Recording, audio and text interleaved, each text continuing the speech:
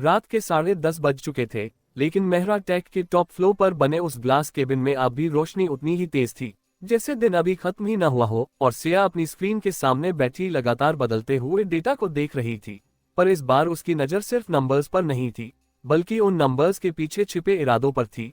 क्योंकि अब ये साफ हो चुका था कि जो कुछ हो रहा है वह सिर्फ मार्केट फ्लक्चुएशन नहीं बल्कि किसी का केयरफुली डिजाइंड प्रेशर है, और उसी प्रेशर के बीच उसे अपने अगले कदम को तय करना था, क्योंकि अब गलती की गुंजाइश लगभग खत्म हो चुकी थी।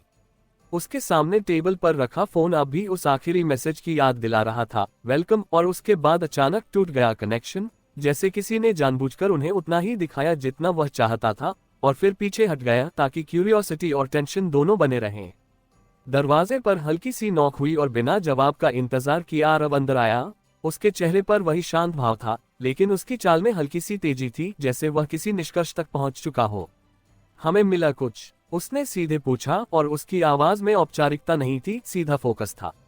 सिया ने स्क्रीन से नजर हटाकर उसकी तरफ देखा और धीरे से कहा, पार्शल, लेकिन इनफ नहीं, और उसने टैबलेट उसकी तरफ बढ़ाया जिसमें कुछ एक्सट्रैक्टेड डेटा स्ट्रीम्स थे, कुछ आईपी क्लस्टर्स, कुछ एनोनिमाइज्ड रूट्स और कुछ टाइम स्टैम्प्स जो मिलकर एक अधूरी तस्वीर बना रहे थे। वो हमें पूरी तरह अंदर नहीं आने देगा, उसने जोड़ा, लेकिन उसने गलती की है, और उसकी आंखों में अब वही चमक थी जो तब आती थी जब उसे कोई क्रैक दिखता था। आरव ने टैबलेट लिया और ध्यान से डेटा देखा, फिर उसने एक स्पेसिफिक टाइम स्टैम्प पर जूम किया और कहा, यहाँ ये रिपीट हो रहा है, और उसकी उंगली एक छोटे से पैटर्न पर रुकी जो बाकी डेटा के बीच सटल था लेकिन लगातार दोहराया जा रहा था। यह इंटेंशनल नहीं है, उसने कहा, यह हैबिट है, और यही सबसे बड़ी चूक होती है जब कोई खुद को बहुत सेफ समझने लगता है। सिया ने तुरंत उस पॉइंट को पकड़ लिया, मतलब हम उसे प्रेडिक्ट कर सकते हैं, और उसकी आवाज में अब क्लैरिटी थी, क्योंकि अगर पैटर्न मिल जाए तो अगला कदम हमेशा थोड़ा आसान हो जाता है। दोनों कुछ सेकंड तक बिना बोले उस डेटा को देखते रहे, जैसे हर डिटेल को अब्सॉर्ब कर रहे हो। फिर सिया ने अचानक कहा, वह अकेला नहीं है, और यह कंक्लूजन अचानक नहीं था। उसने पिछले कुछ दिनों के हर अटैक को जोड़कर यह समझा था कि इतनी प्रिसिजन और इतनी कंसिस्टेंसी किसी एक इंसान के लिए मुश्किल है। मतलब? आरव ने पूछा, और उसने तुरंत जवाब दिया, मतलब या तो उसके पास टीम है या एक्सेस, और दोनों पॉसिबिलिटीज इक्वली डेंजरस थीं। आरव ने धीरे से सिर हिलाया, और अगर एक्सेस है तो अंदर से है, और यही वह पॉइंट था जिसने कमरे की हवा को और हैवी बना दिया, क्योंकि इसका मतलब था कि खतरा सिर्फ बाहर नहीं, अंदर भी हो सकता है। हमारे लोगों में? सिया ने पूछा, और उसकी आवाज में पहली बार एक हल्की सी चिंता आई, क्योंकि ट्रस्ट ही उसकी सबसे बड़ी स्ट्रेंथ थी, और वही अब क्वेश्चनेबल हो रहा था। या उनके? आरव ने कामली कहा, लेकिन ये पता लगाना होगा, और यही उनका अगला स्टेप था। उसी समय सिया के फोन पर एक और नोटिफिकेशन आया, इंटरनल ऑडिट रिक्वेस्ट, जो उसने खुद ट्रिगर नहीं किया था। उसने तुरंत उसे खोला और उसकी भौहें हल्की सी सिकुड़ गईं। यह मैंने नहीं भेजा, उसने कहा, और फोन आरव की तरफ बढ़ाया। उसने मैसेज पढ़ा, emergency internal audit data access logs, और कुछ सेकंड तक चुप रहा, फिर धीरे से बोला, तो कोई और ट्रिगर कर रहा है, और यही कंफर्मेशन था, सिस्टम के अंदर किसी और का हाथ है। अगर यह अंदर से हो रहा है, सिया ने कहा, तो हमें किसी पर शक नहीं बल्कि सब पर नजर रखनी होगी, और उसकी आवाज में अब वही ठंडा निर्णय था जो उसे मुश्किल समय में डिसाइसिव बनाता था। ट्रस्ट बट वेरीफाई, आरव ने कहा, और यह सिर्फ एक लाइन नहीं थी, ये स्ट्रैटेजी थी। दोनों ने तुरंत प्लान बनाया, एक साइलेंट ऑडिट जहां किसी को पता न चले कि उसे चेक किया जा रहा है, क्योंकि अगर अटैकर को स्लाइटेस्ट हिंट मिल गया तो वह तुरंत अपना ट्रैक बदल देगा। एक टीम को डिस्क्रीट इंस्ट्रक्शंस दिए गए, नो अलर्ट्स, नो फ्लैग्स, सिर्फ बैकग्राउंड ट्रैकिंग, और कुछ ही मिनटों में सिस्टम क्वाइटली स्कैन होने लगा।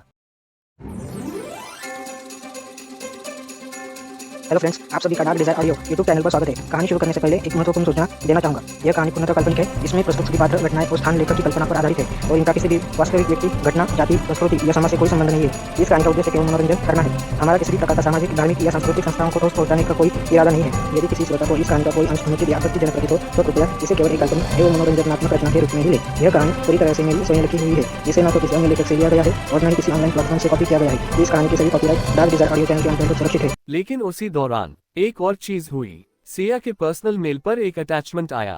कोई सब्जेक्ट नहीं, कोई सेंडर नहीं। उसने कुछ सेकंड तक उसे देखा, फिर खोला। अंदर एक वीडियो था, लेकिन ये पिछले वाले जैसा नहीं था। यह ऑफिस का था, मेहरा टेक का, और उसमें एक फेमिलियर फेस दिखाई दिया, राघव। वह सर्वर रूम में था, लेट नाइट, और कुछ एक्सेस कर रहा था। सिया की उंगलियां एक पल के लिए ठहर गईं, क्योंकि यह वही आदमी था जिस पर उसने भरोसा किया था। ये, उसने धीरे से कहा, और उसकी आवाज में शौक था। आरव ने तुरंत स्क्रीन की तरफ देखा और कुछ सेकंड में समझ गया। ये कोइंसिडेंस नहीं है, उसने कहा। या तो वह इन्वॉल्व्ड है या उसे यूज किया जा रहा है, और दोनों ही केसेस डेंजरस थे। कुछ सेकंड की खामोशी, फिर सिया ने गहरी सांस ली और कहा, हमें उससे बात करनी होगी। लेकिन उसकी आवाज में अब पहले जैसा कॉन्फिडेंस नहीं था, क्योंकि ट्रस्ट क्रैक हो चुका था। डायरेक्ट नहीं, आरव ने तुरंत कहा। अगर वह इन्वॉल्व्ड है तो वह अलर्ट हो जाएगा, और यही सही था। तो इनडायरेक्ट, सिया ने कहा, और उसने तुरंत एक मीटिंग शेड्यूल की, नॉर्मल रिव्यू के नाम पर। कुछ ही देर में राघव कॉन्फ्रेंस रूम में था। उसका चेहरा वही काम, लेकिन उसकी आंखों में हल्की सी बेचैनी अब भी थी। माम, आपने बुलाया? उसने पूछा। सिया ने उसे कुछ सेकंड तक देखा, फिर कामली कहा, बस रूटीन चेक है। और उसने कैजुअली कुछ क्वेश्चंस पूछने शुरू किए। प्रोजेक्ट्स, टाइमलाइंस, एक्सेस लॉग्स, सब कुछ नॉर्मल टोन में। लेकिन अंदर वो हर एक्सप्रेशन पढ़ रही थी, हर हेजिटेशन, हर पॉज। राघव ने हर सवाल का जवाब दिया कॉन्फिडेंटली, लेकिन एक मोमेंट आया जब उसने एक्सेस लॉग्स के बारे में पूछा, और वह एक सेकंड के लिए रुका। बस एक सेकंड, लेकिन वही काफी था। सिया ने उसे नोटिस किया, और उसने तुरंत टॉपिक बदल दिया ताकि वह अलर्ट न हो। मीटिंग खत्म हुई और राघव चला गया। दरवाजा बंद होते ही कुछ सेकंड तक साइलेंस रहा। फिर सिया ने धीरे से कहा, वह कुछ छुपा रहा है, और उसकी आवाज अब पूरी तरह क्लियर थी। आरव ने जवाब दिया, या उसे पता ही नहीं कि वह यूज हो रहा है, और यही सबसे डेंजरस सिचुएशन होती है। तो अब अनन्या, जो बाहर वेट कर रही थी, अंदर आए और पूछा। सिया ने उसकी तरफ देखा और कहा, अब हम उसे फॉलो करेंगे, क्योंकि अब सस्पिशन को प्रूफ में बदलना जरूरी था। उसी रात राघव ऑफिस से निकला और एक अननोन लोकेशन की तरफ गया, जहां वह नॉर्मली नहीं जाता था। और दूर एक कार में बैठे सिया और आरव उसे साइलेंटली फॉलो कर रहे थे। सड़कें खाली थीं, लाइट्स कम, और माहौल हैवी। कुछ देर बाद राघव एक पुराने बिल्डिंग के सामने रुका और अंदर चला गया। सिया और आरव ने एक दूसरे की तरफ देखा और बिना कुछ कहे कार से बाहर निकले, क्योंकि अब ये सिर्फ सस्पिशन नहीं रहा, यह आंसर के करीब था, और शायद सच भी, जो सब कुछ बदल सकता था। पुरानी इमारत के बाहर हवा में अजीब सी ठंडक थी, जैसे वहां की दीवारों ने बहुत कुछ अपने भीतर बंद कर रखा हो, और सड़क पर फैली हल्की पीली रोशनी उस जगह को और भी रहस्यमय बना रही थी। लेकिन सिया और आरव के लिए अब पीछे मुड़ने का कोई सवाल नहीं था, क्योंकि वे उस बिंदु तक पहुंच चुके थे जहां हर कदम उन्हें सच के और करीब ले जा सकता था, चाहे वह सच कितना भी असहज क्यों न हो। राघव के अंदर जाने के कुछ सेकंड बाद ही दोनों ने एक दूसरे की तरफ देखा, बिना शब्दों के, और फिर उसी इमारत की तरफ बढ़ गए। उनके कदम धीमे लेकिन सटीक थे, क्योंकि अब उन्हें सिर्फ देखना था, बिना दिखे। इमारत के अंदर प्रवेश करते ही एक हल्की सी सीलन की गंध महसूस हुई, और पुरानी सीढ़ियों की चरमराहट उस सन्नाटे में और भी साफ सुनाई दे रही थी। लेकिन राघव कहीं दिखाई नहीं दे रहा था, जैसे वह अचानक हवा में गायब हो गया हो, और यही पहली असामान्यता थी जिसने सिया के दिमाग को तुरंत अलर्ट कर दिया।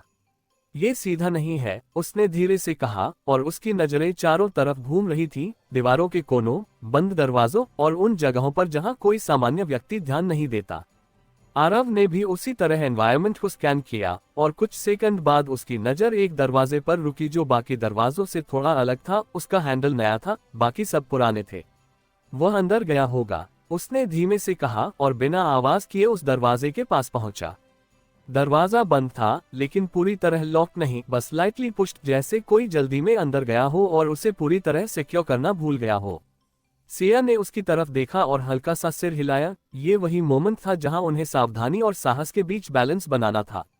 आरव ने धीरे से दरवाजा खोला, और जैसे ही वह थोड़ा सा खुला, अंदर से हल्की सी रोशनी बाहर आई। कमरे के अंदर का दृश्य उम्मीद से अलग था। कोई बड़ा सेटअप नहीं, कोई हाई टेक एनवायरनमेंट नहीं, बस एक छोटा सा स्पेस, कुछ पुराने फर्नीचर, और एक कॉर्नर में रखा लैपटॉप जो अभी भी ऑन था। लेकिन राघव वहां नहीं था। वह यहाँ था, सिया ने तुरंत कहा, क्योंकि लैपटॉप की स्क्रीन पर एक्टिव विंडो खुली हुई थी, कुछ लॉग्स, कुछ एन्क्रिप्टेड फाइल्स, और यह साफ था कि यह कोई कैजुअल विजिट नहीं था। आरव ने तुरंत दरवाजा बंद किया और कमरे के अंदर आकर लैपटॉप के पास खड़ा हो गया। उसकी नजरें तेजी से स्क्रीन पर चल रही थी, क्योंकि यह एक रेयर मौका था, डायरेक्ट एक्सेस बिना किसी फिल्टर के। ये वही नेटवर्क है, उसने कहा, और उसकी आवाज में अब सर्टेनिटी थी जिसे हम ट्रेस कर रहे थे, और उसने कुछ कीज प्रेस किए जिससे और डेटा खुलने लगा। सिया ने भी पास आकर स्क्रीन को देखा, आईपी क्लस्टर्स, रूटिंग पाथ्स और कुछ कोडेड आइडेंटिफायर्स, और अचानक उसकी नजर एक फेमिलियर पैटर्न पर रुकी। ये वही टाइम स्टैम्प है, उसने कहा, जो हमने पहले देखा था, और इसका मतलब साफ था, राघव सिर्फ कनेक्टेड नहीं था, वह एक्टिवली इन्वॉल्व था। लेकिन तभी एक हल्की सी आवाज आई पीछे से। दोनों एकदम अलर्ट हो गए। दरवाजा धीरे धीरे खुला और राघव अंदर आया। कुछ सेकंड के लिए तीनों एक दूसरे को देखते रहे, बिना बोले। राघव के चेहरे पर सरप्राइज था, लेकिन पैनिक नहीं, और यही सबसे ज्यादा खतरनाक था। आप लोग यहाँ? उसने धीरे से पूछा, जैसे वह खुद भी सिचुएशन को एसेस कर रहा हो। सिया ने सीधे कहा, तुम बताओ, और उसकी आवाज में अब कोई सॉफ्टनेस नहीं थी, सिर्फ सवाल था। राघव कुछ सेकंड चुप रहा, फिर उसने लैपटॉप की तरफ देखा, और फिर उनकी तरफ। आपको नहीं आना चाहिए था, उसने कहा, और उसके शब्दों में एक अजीब सी गंभीरता थी। तो हमें कहाँ आना चाहिए था? आरव ने कामली पूछा, और उसकी आवाज स्टेडी थी, लेकिन शार्प। राघव ने गहरी सांस ली, जैसे वह डिसाइड कर रहा हो कि कितना कहना है। ये जो आप देख रहे हैं, उसने धीरे से कहा, ये पूरी कहानी नहीं है। और ये लाइन सिंपल थी, लेकिन उसके पीछे बहुत कुछ छिपा था। तो पूरी कहानी क्या है? सिया ने तुरंत पूछा, और इस बार उसकी आवाज में फ्रस्ट्रेशन साफ था, क्योंकि अब पेशेंस खत्म हो रहा था। राघव ने उनकी तरफ देखा सीधे, और कहा, मैं अकेला नहीं हूँ। और यह सुनते ही कमरे की हवा जैसे भारी हो गई। हमें ये पता है, आरव ने कहा। सवाल यह है, तुम किसके साथ हो? कुछ सेकंड की खामोशी, फिर राघव ने धीरे से कहा, मैं आपके खिलाफ नहीं हूँ। और उसके शब्दों में सिंसियरिटी थी, लेकिन पूरी सच्चाई नहीं। तो हमारे साथ हो? सिया ने पूछा। राघव ने सिर झुका लिया, और यही उसका जवाब था। मतलब बीच में हो, आरव ने कहा। और यह सबसे डेंजरस पोजीशन थी, क्योंकि ऐसे लोग दोनों तरफ से इस्तेमाल होते हैं। मुझे चॉइस नहीं थी, राघव ने फाइनली कहा, और उसकी आवाज में अब एक दबा हुआ डर था। किसने मजबूर किया? सिया ने पूछा। राघव ने सीधे जवाब नहीं दिया, बस लैपटॉप की स्क्रीन पर एक फाइल खोली, और उसे उनकी तरफ घुमा दिया।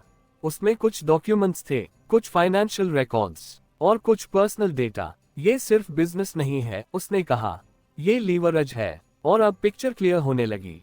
उन्होंने मुझे एक्सेस दिया और बदले में कंट्रोल लिया, उसने जोड़ा। कौन? आरव ने पूछा। इस बार उसकी आवाज और भी ठंडी थी।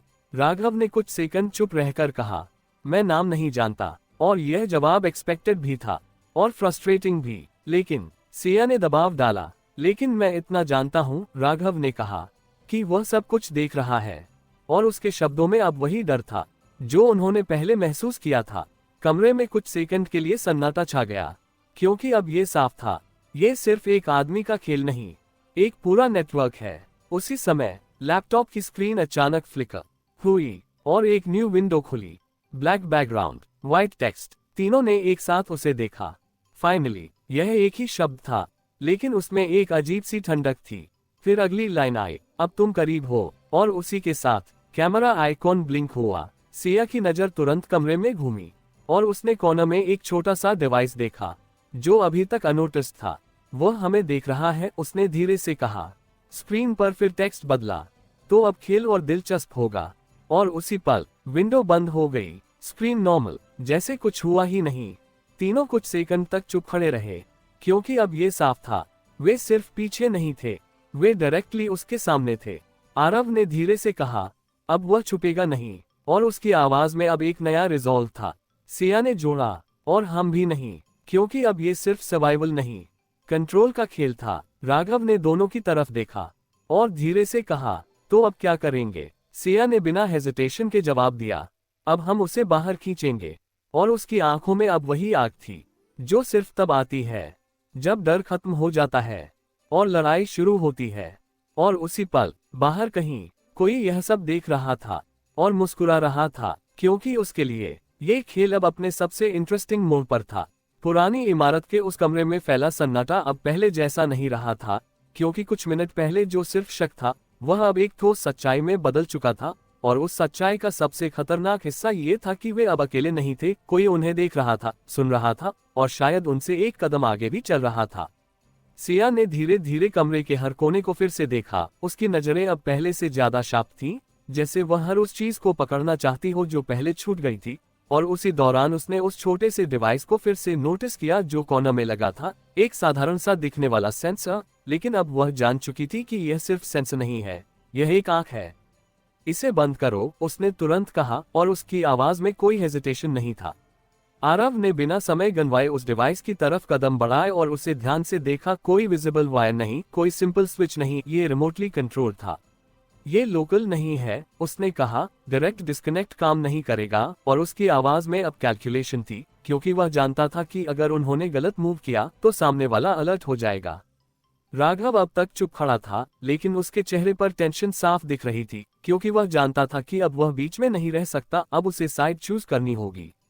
अगर आप इसे छेड़ेंगे, उसने धीरे से कहा, तो वह समझ जाएगा कि आपने उसे पहचान लिया है। और उसके शब्दों में वार्निंग थी, क्योंकि वह इस खेल के कुछ रूल्स पहले ही समझ चुका था।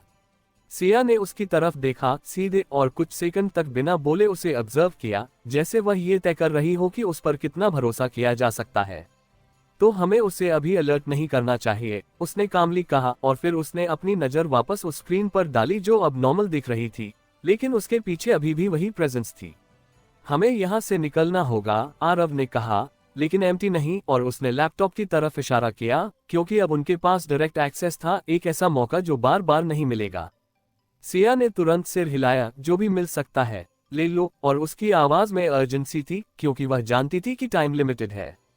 अगले कुछ मिनटों में दोनों ने तेजी से डेटा एक्सट्रैक्ट करना शुरू किया। फाइल्स, लॉग्स, कनेक्शंस, जो भी एक्सेसिबल था, सब कुछ एक सिक्योर ड्राइव में कॉपी किया गया। लेकिन ये सिंपल कॉपी नहीं थी, हर फाइल को वेरीफाई किया जा रहा था, ताकि कोई हिडन ट्रिगर एक्टिवेट न हो जाए। राघव भी अब एक्टिवली मदद कर रहा था। वह बता रहा था कि कौन से फोल्डर्स सेफ हैं और कौन से रिस्की, क्योंकि वह पहले ही इस सिस्टम के कॉन्टैक्ट में आ चुका था। ये सिर्फ स्टोरेज नहीं है, उसने धीरे से कहा, यह मॉनिटरिंग हब है। और उसके शब्दों ने सिचुएशन को और क्लियर कर दिया। ये जगह सिर्फ डेटा रखने के लिए नहीं, बल्कि कंट्रोल के लिए भी थी। मतलब अनन्या, जो दरवाजे के पास खड़ी थी और बाहर की हलचल पर नजर रख रही थी, धीरे से बोली, वह यहाँ से सब देख रहा है। और यही सबसे खतरनाक हिस्सा था। वे उसके नेटवर्क के अंदर थे, लेकिन वह भी उन्हें देख रहा था। कुछ ही मिनटों में एक्सट्रैक्शन पूरा हुआ और आरव ने सिस्टम को वैसे ही छोड़ दिया जैसे था, ताकि कोई इमीडिएट सस्पिशन न हो। चलते हैं, उसने कहा। और तीनों जल्दी से कमरे से बाहर निकल गए। लेकिन जाते जाते सिया ने एक बार पीछे मुड़कर उस कमरे को देखा, जैसे वह ये याद रख रही हो कि यह सिर्फ एक जगह नहीं, एक दरवाजा है उस खेल का जो अब खुल चुका था। इमारत से बाहर निकलते ही रात की ठंडी हवा ने उन्हें घेर लिया, लेकिन इस बार वह हवा राहत नहीं दे रही थी, क्योंकि अब उनके पास आंसर्स थे, लेकिन उन आंसर्स के साथ नए सवाल भी थे। कार में बैठते ही कुछ सेकंड के लिए साइलेंस रहा, जैसे हर कोई अपने अपने तरीके से उस पूरे एक्सपीरियंस को प्रोसेस कर रहा हो। वो हमें देख रहा था और उसने हमें आने दिया, सिया ने धीरे से कहा। और उसकी आवाज में अब एनालिसिस था, मतलब वह चाहता था कि हम यहाँ तक पहुंचे। और यही थॉट सबसे ज्यादा अनसेटलिंग था। या फिर वह इतना कॉन्फिडेंट है कि उससे फर्क नहीं पड़ता, आरव ने कहा। और उसकी आवाज में अब वही ठंडी समझ थी। ओवर कॉन्फिडेंस भी एक वीकनेस होती है। राघव ने पीछे की सीट से धीरे से कहा, वह कभी डायरेक्ट नहीं आता, हमेशा डिस्टेंस से कंट्रोल करता है। और यह इन्फॉर्मेशन वैल्यूएबल थी, क्योंकि यह उनके ओपोनेंट की वर्किंग स्टाइल को डिफाइन करती थी। तो हमें उसे बाहर लाना होगा, सिया ने कहा। और इस बार उसकी आवाज में डाउट नहीं था, सिर्फ डिटर्मिनेशन था। कैसे, अनन्या ने पूछा। और यह सवाल अब सबसे इम्पोर्टेंट था। कुछ सेकंड की खामोशी के बाद आरव ने कहा, वह कंट्रोल चाहता है और इन्फॉर्मेशन। और उसने आगे जोड़ा, तो हम उसे वही देंगे, लेकिन अपने तरीके से। और यही प्लान का बेस था। सिया ने तुरंत उसकी बात पकड़ी, हम एक ऐसा सिचुएशन क्रिएट करेंगे जहां उसे खुद इंटरवीन करना पड़े। और उसकी आंखों में अब वही शार्प फोकस था, ट्रैप बन रहा था। लेकिन इस बार उसने जोड़ा, हम तैयार होंगे, क्योंकि अब वे ब्लाइंड नहीं थे। उसी रात मेहरा टेक और आरव ग्रुप के इंटरनल सिस्टम्स में एक कंट्रोल्ड एनोमली क्रिएट की गई, एक फेक वल्नरेबिलिटी जो दिखने में रियल थी, लेकिन पूरी तरह मॉनिटर्ड थी। ये वल्नरेबिलिटी सिर्फ एक सिग्नल थी, एक इन्विटेशन, जिसे वही समझ सकता था जो सिस्टम के अंदर था। अगर वह इसे देख रहा है, आरव ने कहा, तो वह रिएक्ट करेगा। और उसकी आवाज में अब कॉन्फिडेंस था। और अगर नहीं किया, अनन्या ने पूछा, तो हम उसे और पुश करेंगे, सिया ने कामली कहा, क्योंकि अब पीछे हटने का कोई सवाल नहीं था। कुछ ही घंटों में सिस्टम लॉग्स में हलचल शुरू हुई। छोटे छोटे प्रोब्स, टेस्ट सिग्नल्स, जैसे कोई दूर से वेरीफाई कर रहा हो। वह आ रहा है, आरव ने धीरे से कहा, और उसकी नजरें स्क्रीन पर टिक गईं। अभी नहीं, सिया ने कहा, लेकिन करीब है। और उसकी आवाज में अब एक्साइटमेंट और टेंशन दोनों थे। कुछ मिनटों बाद एक डीपर एक्सेस अटेम्प्ट हुआ और सिस्टम ने उसे फ्लैग किया। ये वही पैटर्न है, आरव ने कहा, और उसकी आवाज में सर्टेनिटी थी। वह खुद है, और यही वह मोमेंट था जिसका वे इंतजार कर रहे थे। सिया ने धीरे से कहा, अब खेल शुरू होता है। और उसकी आंखों में वही चमक थी जो किसी शिकारी की होती है जब शिकार खुद जाल में आता है। लेकिन उसी पल स्क्रीन पर एक नई लाइन उभरी, अनएक्सपेक्टेड, नाइस सेटअप। तीनों कुछ सेकंड के लिए फ्रीज हो गए, क्योंकि यह एक्सपेक्टेड नहीं था। फिर अगली लाइन आई, लेकिन तुम अभी भी सीख रहे हो। और उसके साथ ही सिस्टम एक्सेस तुरंत विथड्रॉ हो गया। स्क्रीन ब्लैंक, लॉग्स एम्प्टी, जैसे कुछ हुआ ही नहीं। कुछ सेकंड, कंप्लीट साइलेंस। फिर आरव ने धीरे से कहा, वह हमें टेस्ट कर रहा था। और उसकी आवाज में अब फ्रस्ट्रेशन नहीं, समझ थी। सिया ने स्क्रीन को देखते हुए कहा, और उसने हमें पास नहीं किया। लेकिन उसकी आंखों में हार नहीं थी, बल्कि और गहरी आग थी, क्योंकि अब ये साफ था, ये खेल सिंपल नहीं है। और उनका ओपोनेंट सिर्फ स्मार्ट नहीं, डेंजरस भी है। और अब ये लड़ाई लंबी होने वाली थी, जहां हर चाल पहले से ज्यादा सोचकर चलनी होगी। सुबह का समय था, लेकिन मेहरा टेक के कंट्रोल रूम में रात जैसा सन्नाटा और उतनी ही तीव्रता मौजूद थी, क्योंकि पूरी टीम स्क्रीन पर चल रहे लॉग्स को लगातार मॉनिटर कर रही थी और हर छोटे से बदलाव को कैप्चर करने की कोशिश कर रही थी, मानो किसी अनदेखे दुश्मन की परछाई को पकड़ना हो जो सामने आकर भी दिखता नहीं। सिया उसी बड़े ग्लास पैनल के सामने खड़ी थी, उसकी नजरें स्क्रीन पर टिके हुए पैटर्न्स को पढ़ रही थी, लेकिन उसका ध्यान सिर्फ नंबर्स पर नहीं था, बल्कि उस सोच पर था जो इन नंबर्स के पीछे काम कर रही थी। क्योंकि अब ये साफ था कि उनका ओपोनेंट सिर्फ सिस्टम हैक नहीं कर रहा, वह उनके सोचने के तरीके को भी प्रेडिक्ट करने की कोशिश कर रहा है। उसके पास खड़ा आरव बिना कुछ कहे वही डेटा देख रहा था, लेकिन उसकी नजरें अलग थीं। वह गैप्स ढूंढ रहा था, वो छोटे छोटे डिविएशंस जो अक्सर बड़े सच की तरफ इशारा करते हैं। और कुछ सेकंड बाद उसने धीरे से कहा कि वह वापस आएगा, लेकिन इस बार सीधे नहीं। और उसकी आवाज में एक ठंडी सर्टेनिटी थी, जैसे उसने उस पैटर्न को समझ लिया हो। सिया ने उसकी तरफ देखा और बिना सवाल किए समझ गई कि वह किस बारे में बात कर रहा है, क्योंकि पिछले कुछ घंटों में जो कुछ हुआ था उसने एक बात क्लियर कर दी थी कि उनका ओपोनेंट इम्पल्सिव नहीं है, वह हर मूव सोचकर करता है। और इसलिए उसका अगला कदम भी किसी रिएक्शन की तरह नहीं, बल्कि एक प्लान प्रोग्रेशन की तरह आएगा। उसने स्क्रीन पर जूम करते हुए कहा कि हमें उसे फोर्स नहीं करना चाहिए, हमें उसे कंफर्टेबल रखना चाहिए ताकि वह खुद आगे आए। और यही स्ट्रैटेजी अब उनके बीच साइलेंटली अग्री हो गई। उसी समय इट हेड ने अपडेट दिया कि पिछले एक्सेस अटेम्प्ट्स के बाद सिस्टम पूरी तरह साइलेंट हो गया है। कोई न्यू प्रोब नहीं, कोई अनयूजुअल ट्रैफिक नहीं। और यही साइलेंस सबसे ज्यादा सस्पिशियस था, क्योंकि यह काम किसी स्टॉर्म से पहले का लग रहा था। आरव ने धीरे से कहा कि वह ऑब्जर्व कर रहा है, और उसने डिलिबरेटली पॉज लिया ताकि सामने वाला कोई गलती करे, क्योंकि अक्सर कंट्रोल में रहने वाला इंसान तब गलती करता है जब उसे लगता है कि सामने वाला कंफ्यूज्ड है। सिया ने तुरंत उस थॉट को आगे बढ़ाया और कहा कि अगर वह हमें टेस्ट कर रहा है तो हमें भी उसे एक डिफरेंट वर्जन दिखाना होगा, एक ऐसा वर्जन जो प्रेडिक्टेबल लगे लेकिन एक्चुअली कंट्रोल्ड हो। और उसकी आंखों में वही फोकस्ड इंटेंसिटी थी जो हर बार तब दिखती थी जब वह किसी बड़े डिसीजन के करीब होती थी। दोनों ने बिना ज्यादा डिस्कशन के एक नया अप्रोच तय किया, जिसमें सिस्टम को पूरी तरह सिक्योर दिखाया जाएगा, लेकिन अंदर से कुछ स्पेसिफिक चैनल्स इंटेंशनली ओपन रखे जाएंगे ताकि अगर कोई एक्सटर्नल मॉनिटरिंग कर रहा हो तो उसे लगे कि सिस्टम नॉर्मल है और कोई इमीडिएट थ्रेट नहीं है। कुछ ही देर में टीम ने एनवायरनमेंट को रीसेट करना शुरू किया, लॉग्स को साफ किया गया, अलर्ट्स को मिनिमल किया गया और ओवरऑल एक्टिविटी को स्टेबलाइज कर दिया गया, ताकि बाहर से देखने पर सब कुछ कंट्रोल लगे। और यह सब इतनी सफाई से किया गया कि किसी को शक भी ना हो। इस पूरे प्रोसेस के दौरान सिया ने एक बार भी स्क्रीन से नजर नहीं हटाई, क्योंकि वह जानती थी कि असली खेल अब शुरू होने वाला है। और इस बार उनका ओपोनेंट सीधे अटैक नहीं करेगा, बल्कि सिचुएशन को शेप करेगा। लगभग 1 घंटे तक सब कुछ शांत रहा, और वही साइलेंस अब और हैवी लगने लगा, जैसे हर सेकंड किसी इनविजिबल प्रेशर को बढ़ा रहा हो। तभी अचानक एक स्मॉल फ्लक्चुएशन डिटेक्ट हुआ, इतना छोटा कि अगर ध्यान न दिया जाए तो नजरअंदाज हो सकता था।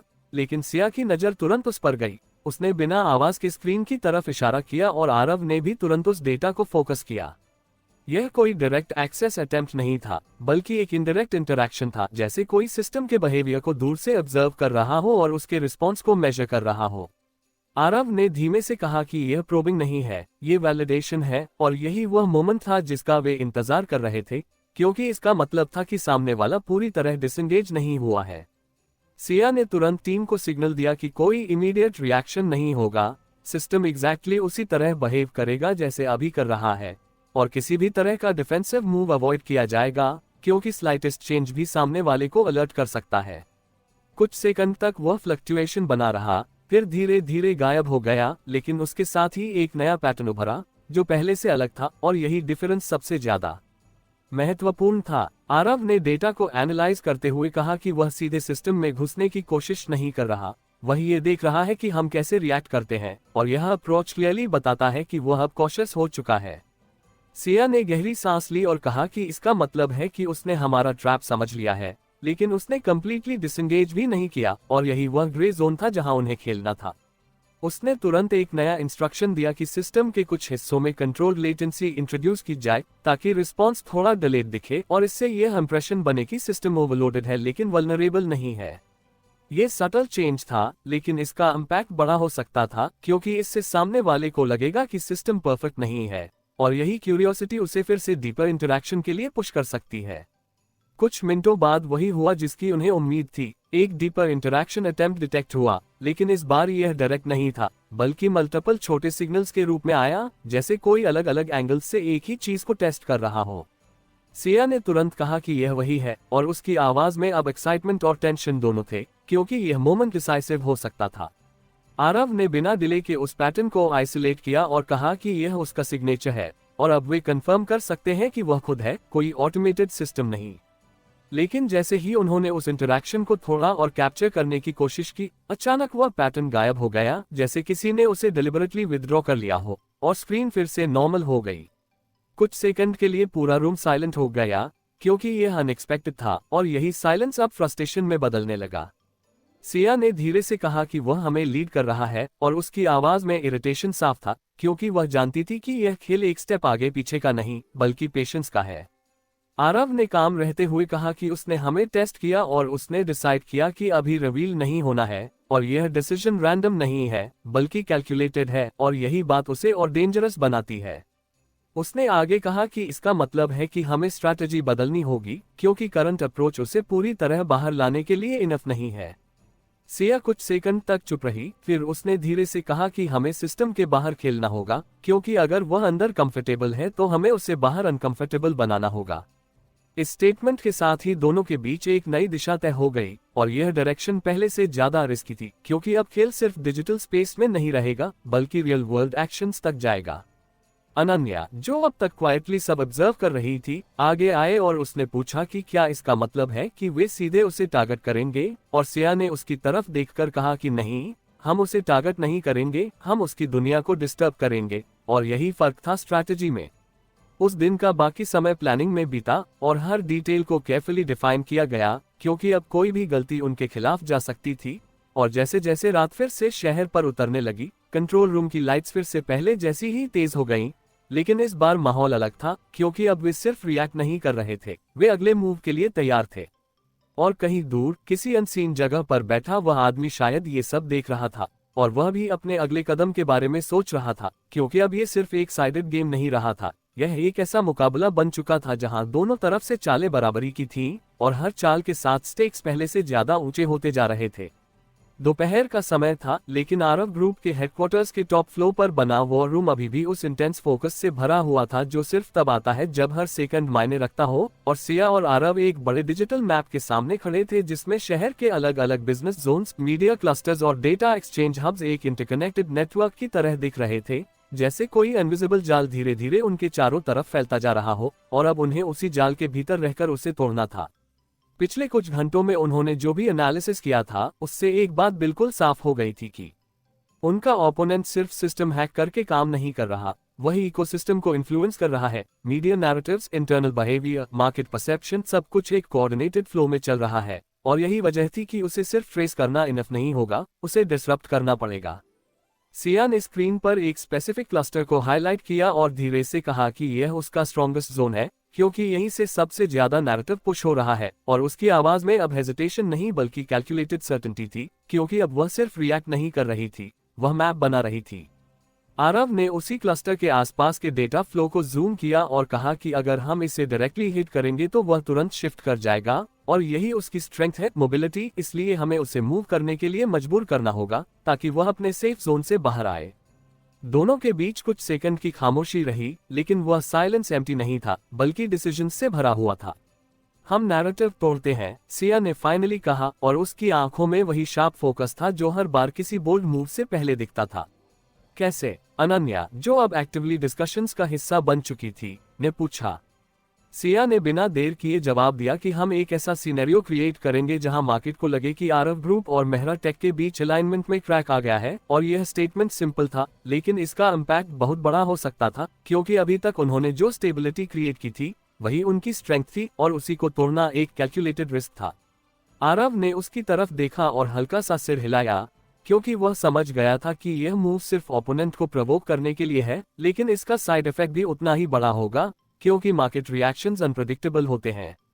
अगर यह बैकफायर हुआ, उसने धीरे से कहा, लेकिन सिया ने उसे बीच में ही रोक दिया और कहा कि वह बैकफायर नहीं होगा, क्योंकि हम इसे कंट्रोल करेंगे, और उसकी आवाज में वही कॉन्फिडेंस था जो उसे अलग बनाता था। कुछ ही मिनटों में प्लान एक्टिवेट हो गया। सेलेक्टिव लीक्स शुरू हुए, कुछ ट्रस्टेड मीडिया कॉन्टैक्ट्स को सटल हिंट्स दिए गए, और कुछ इंटरनल डॉक्यूमेंट्स इंटेंशनली मिसइंटरप्रेटेबल फॉर्मेट में सर्कुलेट किए गए ताकि स्पेक्यूलेशन खुद से ग्रो हो, क्योंकि डायरेक्ट अनाउंसमेंट से ज्यादा पावरफुल होता है कंट्रोल्ड रूमर।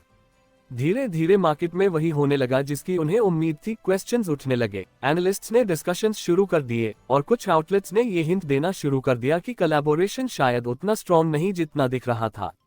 कंट्रोल रूम में खड़े होकर सिया ये सब देख रही थी। उसकी नजरें लगातार चेंजिंग सेंटिमेंट को ट्रैक कर रही थी, और वह हर रिएक्शन को मेजर कर रही थी, जैसे कोई चेस प्लेयर अपने ओपोनेंट की हर चाल को पढ़ता है। अब वह रिएक्ट करेगा, उसने धीरे से कहा, और उसकी आवाज में अब एंटिसिपेशन था, क्योंकि यह वही मोमेंट था जिसका वे इंतजार कर रहे थे। आरव ने कामली कहा कि वह तुरंत रिएक्ट नहीं करेगा, वह पहले वेरीफाई करेगा, क्योंकि उसने अब तक जो बिहेवियर दिखाया है वह इम्पल्सिव नहीं है, और यही बात उसे अनप्रेडिक्टेबल बनाती है। कुछ मिनटों तक कोई डायरेक्ट सिग्नल नहीं आया, लेकिन फिर धीरे धीरे कुछ सटल चेंजेस डिटेक्ट हुए। कुछ स्पेसिफिक मीडिया नोड्स पर अनयूजुअल एक्टिविटी, कुछ डेटा स्ट्रीम्स में अचानक स्पाइक, और यही वह संकेत थे जो बता रहे थे कि मूवमेंट शुरू हो चुका है। वो शिफ्ट कर रहा है, अनन्या ने धीरे से कहा, और उसकी आवाज में अब एक्साइटमेंट भी थी, क्योंकि यह प्लान का पहला विजिबल इम्पैक्ट था। सिया ने तुरंत उस मूवमेंट को ट्रैक करना शुरू किया और देखा कि कुछ स्पेसिफिक चैनल्स अचानक ज्यादा एक्टिव हो गए हैं, जैसे कोई नैरेटिव को काउंटर करने की कोशिश कर रहा हो, और यही एक्सपेक्टेड था। जब आप किसी की स्टेबिलिटी को डिस्टर्ब करते हैं तो वह उसे रिस्टोर करने की कोशिश करता है। ये डिफेंस है, आरव ने कहा, मतलब हम सही जगह हिट कर रहे हैं, और उसकी आवाज में अब सेटिस्फैक्शन था, क्योंकि उनके मूव का असर दिख रहा था। लेकिन उसी समय एक और अनएक्सपेक्टेड चेंज हुआ। कुछ इंटरनल सिस्टम्स में भी हल्की सी एक्टिविटी बढ़ने लगी, जैसे कोई पैरेलल लेयर पर भी काम कर रहा हो। सिया की नजर तुरंत उस पर गई और उसने कहा कि यह सिर्फ मीडिया रिएक्शन नहीं है, वह साइमल्टेनियसली मल्टीपल फ्रंट्स पर काम कर रहा है, और यही उसकी स्ट्रेंथ है, मल्टी लेयर्ड अप्रोच। तो हमें भी स्प्लिट करना होगा, उसने कहा, और तुरंत टीम को इंस्ट्रक्शंस दिए। एक पार्ट मीडिया मॉनिटरिंग पर फोकस्ड रहेगा, दूसरा इंटरनल लॉग्स पर, और तीसरा एक्सटर्नल एक्सेस पैटर्न्स पर, ताकि कोई भी मूवमेंट मिस न हो। कुछ देर तक सब कंट्रोल तरीके से चलता रहा, लेकिन फिर अचानक एक शार्प स्पाइक आया। एक स्पेसिफिक सर्वर पर अनऑथराइज्ड एक्सेस अटेम्प्ट डिटेक्ट हुआ, और इस बार यह पहले से अलग था, क्योंकि यह ज्यादा अग्रेसिव था। ये वही है, आरव ने तुरंत कहा, और उसकी आवाज में सर्टेनिटी थी, क्योंकि पैटर्न मैच हो रहा था। सिया ने तुरंत सिस्टम को डिफेंसिव मोड में जाने से रोका और कहा कि इसे नेचुरल बिहेवियर की तरह ट्रीट करो, क्योंकि अगर उन्होंने इमीडिएट ब्लॉक किया तो वह तुरंत डिसअपियर हो जाएगा। कुछ सेकंड के लिए सिस्टम ने उस एक्सेस को अलाउ किया, लेकिन मॉनिटर्ड एनवायरनमेंट में, और यही वह रिस्की मूव था जो उन्हें ट्रूथ के करीब ले जा सकता था। स्क्रीन पर डेटा तेजी से बदलने लगा, लॉग स्क्रॉल होने लगे, और हर सेकंड में नई इंफॉर्मेशन कैप्चर हो रही थी, जैसे कोई फाइनली डीपर इंटरेक्शन में आ गया हो। अब, सिया ने धीरे से कहा, लेकिन उसकी बात पूरी होने से पहले ही स्क्रीन फ्लिकर हुई और एक्सेस अब्रप्टली कट हो गया। कुछ सेकंड के लिए पूरा रूम साइलेंट हो गया, क्योंकि यह मोमेंट अचानक खत्म हो गया था, और यही फ्रस्ट्रेशन का कारण था। वह फिर निकल गया, अनन्या ने कहा, और उसकी आवाज में डिसअपॉइंटमेंट था। लेकिन इस बार आरव ने कामली कहा कि नहीं, वह पूरी तरह नहीं गया, और उसने एक स्पेसिफिक डेटा पॉइंट पर इशारा किया जो बाकी लॉग से अलग था। यह क्या है? सिया ने पूछा और उसने जूम करके दिखाया कि एक्सेस अटेम्प्ट के दौरान एक छोटा सा पैकेट अलग रूट पर गया था, जैसे कोई बैकअप ट्रेस हो। यह मिस्टेक है, आरव ने कहा, और उसकी आवाज में अब एक्साइटमेंट थी, क्योंकि यह वही क्रैक था जिसका वे इंतजार कर रहे थे। सिया ने तुरंत उस डेटा को आइसोलेट करने का निर्देश दिया और पूरी टीम उस एक पॉइंट पर फोकस हो गई, क्योंकि अब ये सिर्फ गैस नहीं था, ये लेड था। धीरे धीरे उस पैकेट का पाथ ट्रेस होने लगा और पहली बार उन्हें एक डायरेक्शन मिली, क्लियर नहीं लेकिन इनफ। अब हम उसके करीब हैं, सिया ने धीरे से कहा, और उसकी आवाज में अब वही कॉन्फिडेंस लौट आया था जो कुछ देर पहले चैलेंज के बीच थोड़ी देर के लिए दब गया था। आरव ने उसकी तरफ देखा और कहा कि यह सिर्फ शुरुआत है, क्योंकि अगर वह इतना स्मार्ट है तो वह अगली बार और सावधान होगा, और यही उनकी अगली चुनौती होगी। कमरे में फिर से वही इंटेंसिटी लौट आई, लेकिन इस बार फर्क था, अब वे सिर्फ अंधेरे में नहीं चल रहे थे। उनके पास एक दिशा थी, एक ट्रेल थी, और सबसे जरूरी बात, उनके पास वह कॉन्फिडेंस था कि उनका ओपोनेंट भी इंसान है, और इंसान चाहे कितना भी स्मार्ट क्यों न हो, गलती करता ही है। बाहर शहर की रोशनी धीरे धीरे कम हो रही थी, लेकिन उस कमरे के अंदर एक नया फेज शुरू हो चुका था, जहां हर मूव अब पहले से ज्यादा कैलकुलेटेड होगा और हर कदम उन्हें उस सच्चाई के और करीब ले जाएगा जो अब तक सिर्फ परछाई की तरह उनके आसपास घूम रही थी।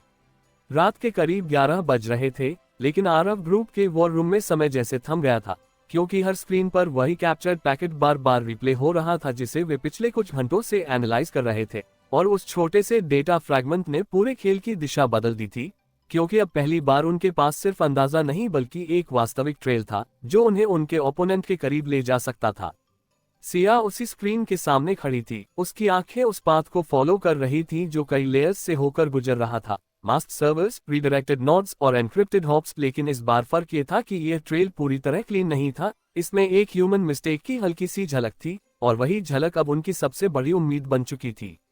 आरव ने धीरे से कहा कि यह पैकेट इंटेंशनल नहीं था, ये स्लिप था, और उसकी आवाज में वही एनालिटिकल क्लैरिटी थी जो उसे हर कॉम्प्लेक्स सिचुएशन में डायरेक्शन देती थी, क्योंकि वह जानता था कि कोई भी सिस्टम परफेक्ट नहीं होता, और जितना ज्यादा कोई कंट्रोल मेंटेन करने की कोशिश करता है, उतनी ही संभावना होती है कि कहीं ना कहीं छोटी सी दरार रह जाए।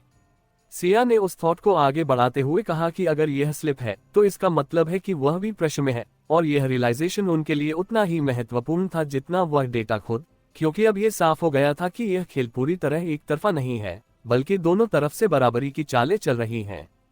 टीम ने उस पैकेट को लेयर बाय लेयर डिकोड करना शुरू किया, हर हॉप को ट्रेस किया गया, हर रीडायरेक्ट को मैप किया गया, और धीरे धीरे एक पैटर्न उभरने लगा जो पहले इनविजिबल था, लेकिन अब विजिबल हो रहा था, जैसे किसी ने डिलिबरेटली एक रास्ता छुपाने की कोशिश की हो लेकिन पूरी तरह सफल न हुआ हो। ये फिक्स्ड नहीं है, एक एनालिस्ट ने कहा, लेकिन कुछ नोड्स बार बार आ रहे हैं, और यही वह कंसिस्टेंसी थी जो इस ट्रेल को मीनिंगफुल बना रही थी। सिया ने तुरंत उस क्लस्टर को हाईलाइट किया और कहा कि यह रैंडम नहीं हो सकता, क्योंकि अगर कोई इतनी प्रिसिजन से काम कर रहा है तो रिपीटेड नोड्स एक्सीडेंटल नहीं हो सकते। आरव ने उस क्लस्टर को जूम करते हुए कहा कि यह शायद उसका फॉलबैक नेटवर्क है, वह जगह जहां वह पूरी तरह एक्सपोज हुए बिना ऑपरेट कर सकता है, और यही वह जगह है जहां हमें जाना होगा, लेकिन डायरेक्टली नहीं, क्योंकि अगर हमने सीधे अटेम्प्ट किया तो वह तुरंत डिस्कनेक्ट कर देगा। सिया ने सहमति में सिर हिलाया और कहा कि हमें उसके पैटर्न के साथ चलना होगा, उसके खिलाफ नहीं, और यही उनका अगला अप्रोच बन गया, डायरेक्ट अटैक नहीं बल्कि गाइडेड ट्रैकिंग। कुछ मिनटों में प्लान एक्टिवेट हो गया, सिस्टम ने उसी पैटर्न को सटली फॉलो करना शुरू किया जैसे वह नेचुरली उस फ्लो का हिस्सा हो, और धीरे धीरे वे उस ट्रेल के और करीब आने लगे, लेकिन हर कदम पर सावधानी जरूरी थी, क्योंकि स्लाइटेस्ट एनोमली भी पूरे प्रोसेस को कोलैप्स कर सकती थी। रूम में मौजूद हर व्यक्ति अपनी स्क्रीन पर फोकस था, कोई अननेसेसरी मूवमेंट नहीं, कोई एक्स्ट्रा आवाज नहीं, क्योंकि अब हर सेकंड क्रिटिकल था। इसी बीच सिया का ध्यान एक और चीज पर गया, इंटरनल कम्युनिकेशन लॉग्स में एक हल्की सी इरेगुलरिटी, जो पहले अनोटिस थी लेकिन अब कॉन्टेक्स्ट के साथ अलग दिख रही थी। उसने तुरंत उस डेटा को आइसोलेट किया और देखा कि कुछ इंटरनल रिक्वेस्ट्स अनयूजुअल टाइमिंग पर ट्रिगर हुए थे, और यह वही टाइमिंग थी जो एक्सटर्नल एक्टिविटी के साथ मैच कर रही थी। ये सिर्फ बाहर से नहीं है, उसने धीरे से कहा, और उसकी आवाज में अब एक नई गंभीरता थी, क्योंकि इसका मतलब था कि इंटरनल लीक अभी भी एक्टिव है। आरव ने तुरंत उस डेटा को देखा और कहा कि हमें ये कंफर्म करना होगा कि यह इंटेंशनल है या सिस्टम आर्टिफैक्ट, लेकिन उसकी इंस्टिंक्ट साफ कह रही थी कि यह कोइंसिडेंस नहीं हो सकता, क्योंकि इतने सारे लेयर्स के बीच एक ही टाइमिंग पर दो इंडिपेंडेंट एनोमलीज का होना बहुत अनलाइकली था। हमें 2 फ्रंट्स पर काम करना होगा, सिया ने कहा, एक्सटर्नल ट्रेस और इंटरनल चेक। और उसकी आवाज में अब वही कमांड थी जो सिचुएशन को डायरेक्शन देती है। राघव, जो अब तक क्वाइटली असिस्ट कर रहा था, आगे आया और उसने कहा कि इंटरनल एक्सेस लॉग्स को साइलेंटली मॉनिटर करना होगा, क्योंकि अगर किसी को पता चला कि उसे ट्रैक किया जा रहा है तो वह तुरंत अपना बिहेवियर बदल देगा, और यही सबसे बड़ा रिस्क था। सिया ने उसकी बात को कंसिडर किया और तुरंत इंस्ट्रक्शंस दिए कि ऑडिट प्रोसेस विजिबल नहीं होगा, सब कुछ बैकग्राउंड में चलेगा ताकि कोई अलर्ट न हो। इस पूरे प्रोसेस के दौरान टेंशन लगातार बढ़ रहा था, क्योंकि जैसे जैसे वे आगे बढ़ रहे थे वैसे वैसे स्टेक्स भी बढ़ रहे थे और हर छोटी गलती अब बड़े नुकसान में बदल सकती थी। कुछ देर तक सब स्मूथली चलता रहा, लेकिन फिर अचानक सिस्टम में एक शार्प फ्लक्चुएशन आया, जैसे किसी ने अचानक डायरेक्शन बदल दी हो। वह अवेयर हो रहा है, आरव ने तुरंत कहा, और उसकी आवाज में अर्जेंसी थी, क्योंकि यह वही मोमेंट था जहां कंट्रोल स्लिप हो सकता था। सिया ने तुरंत सिस्टम को स्टेबलाइज करने का निर्देश दिया, लेकिन साथ ही ट्रैकिंग प्रोसेस को बंद नहीं किया, क्योंकि अब पीछे हटना ऑप्शन नहीं था। कुछ सेकंड के लिए डेटा फ्लो इरेगुलर हो गया, फिर अचानक एक नया रूट ओपन हुआ जो पहले विजिबल नहीं था, और यही वह अनएक्सपेक्टेड अपॉर्चुनिटी थी जिसने सिचुएशन को फिर से बदल दिया। यह नया पाथ है, अनन्या ने कहा, और उसकी आवाज में एक्साइटमेंट थी, क्योंकि यह एक नया एंट्री पॉइंट हो सकता था। आरव ने तुरंत उस पाथ को कैप्चर किया और कहा कि यह शायद उसका इमरजेंसी रीरूट है, वह रूट जो वह तभी यूज करता है जब प्राइमरी पाथ कॉम्प्रोमाइज्ड हो, और यही उनकी सबसे बड़ी अपॉर्चुनिटी थी, क्योंकि ऐसे रूट्स अक्सर कम सिक्योर होते हैं। सिया ने बिना डिले के कहा कि हमें इसे फॉलो करना होगा, लेकिन केयरफुली, क्योंकि यह ट्रैप भी हो सकता है। टीम ने तुरंत उस पाथ को ट्रेस करना शुरू किया, और धीरे धीरे डेटा एक स्पेसिफिक लोकेशन की तरफ कन्वर्ज होने लगा, लेकिन ये लोकेशन फिजिकल नहीं थी, बल्कि एक डिजिटल हब था जो मल्टीपल आइडेंटिटीज के पीछे छुपा हुआ था। ये क्लीन नहीं है, एनालिस्ट ने कहा, लेकिन डायरेक्शन क्लियर है, और यही वह मोमेंट था जहां गैस रियलिटी में बदलने लगा। इसी बीच सिस्टम पर एक नया मैसेज फ्लैश हुआ, unexpected, still chasing shadows. Room में एक पल के लिए साइलेंस छा गया, क्योंकि यह डायरेक्ट इंटरैक्शन था, बिना किसी फिल्टर के। सिया ने स्क्रीन को ध्यान से देखा, और उसकी आंखों में अब कोई डर नहीं था, सिर्फ डिटर्मिनेशन था, क्योंकि अब यह साफ था कि वह उन्हें देख रहा है और इंटेंशनली प्रोवोक कर रहा है। आरव ने कामली कहा कि वह हमें डिस्ट्रैक्ट करने की कोशिश कर रहा है, ताकि हम फोकस लूज करें, और यही वह ट्रैप है जिसमें हमें नहीं फंसना है। सिया ने बिना रिस्पॉन्स दिए ट्रैकिंग जारी रखने का निर्देश दिया, क्योंकि अब रिएक्शन देना उसकी जीत होगी। कुछ सेकंड बाद मैसेज गायब हो गया, लेकिन उसके बाद सिस्टम में एक और सडन चेंज आया। ट्रैकिंग पाथ अब्रप्टली बंद हो गया, जैसे किसी ने दूर शट कर दिया हो, और वही ट्रेल जो उन्हें आगे ले जा रही थी अचानक खत्म हो गई। कुछ सेकंड के लिए रूम में फ्रस्ट्रेशन का माहौल था, क्योंकि वे इतने करीब आकर भी उस तक नहीं पहुंच पाए थे। लेकिन इस बार फर्क था, वे खाली हाथ नहीं थे, उनके पास डायरेक्शन थी, उनके पास पैटर्न था, और सबसे जरूरी, उनके पास अब कॉन्फिडेंस था कि यह ओपोनेंट इनविंसिबल नहीं है। सिया ने धीरे से कहा कि उसने हमें रोका है, लेकिन पूरी तरह नहीं, क्योंकि उसने पैनिक में रूट चेंज किया, और यही उसकी वीकनेस है। और उसकी आवाज में अब वही शांत आक्रामकता थी जो किसी बड़े पल से पहले आती है। आरव ने उसकी तरफ देखा और कहा कि अगली बार हम उसे रोकने नहीं देंगे, क्योंकि अब हम उसके गेम को समझ चुके हैं। बाहर रात और गहरी हो चुकी थी, लेकिन उस रूम के अंदर एक नई शुरुआत हो चुकी थी, जहां अब हर कदम सिर्फ रिएक्शन नहीं बल्कि स्ट्रैटेजी होगा, और हर मूव उन्हें उस सच के और करीब ले जाएगा जो अब ज्यादा दूर नहीं था। अगली सुबह शहर सामान्य दिख रहा था, लेकिन सिया और आरव के लिए हर चीज बदल चुकी थी, क्योंकि अब उनके पास सिर्फ शक नहीं बल्कि दिशा थी, और उस दिशा के साथ जिम्मेदारी भी, क्योंकि अब वे जानते थे कि अगला कदम उन्हें सीधे टकराव की तरफ ले जा सकता है। मेहरा टेक के स्ट्रैटेजी रूम में दोनों फिर से आमने सामने बैठे थे, लेकिन इस बार उनके बीच की बातचीत सिर्फ डेटा या पैटर्न तक सीमित नहीं थी, बल्कि रियल वर्ल्ड एग्जीक्यूशन तक पहुंच चुकी थी, क्योंकि अब यह तय हो चुका था कि अगर उन्हें उस नेटवर्क को तोड़ना है तो सिर्फ सिस्टम के अंदर रहकर यह संभव नहीं होगा। सिया ने सामने रखे डिजिटल मैप को देखा, जिसमें पिछले रात ट्रेस हुए रूट्स और नोड्स मार्क थे, और उसने धीरे से कहा कि यह सिर्फ डिजिटल नहीं है, इसके पीछे फिजिकल कोऑर्डिनेशन भी है, क्योंकि इतनी प्रिसाइज एक्टिविटी बिना ग्राउंड सपोर्ट के पॉसिबल नहीं होती। आरव ने उसकी बात को ध्यान से सुना और कहा कि अगर यह सही है तो इसका मतलब है कि वह सिर्फ एक हैक नहीं बल्कि एक ऑपरेटर है, जिसके पास रिसोर्सेज है, एक्सेस है, और सबसे महत्वपूर्ण, पेशेंस है। कुछ सेकंड के लिए दोनों चुप रहे, जैसे इस रियलाइजेशन को अब्सॉर्ब कर रहे हो, क्योंकि यह उनके ओपोनेंट को एक नए लेवल पर ले जा रहा था।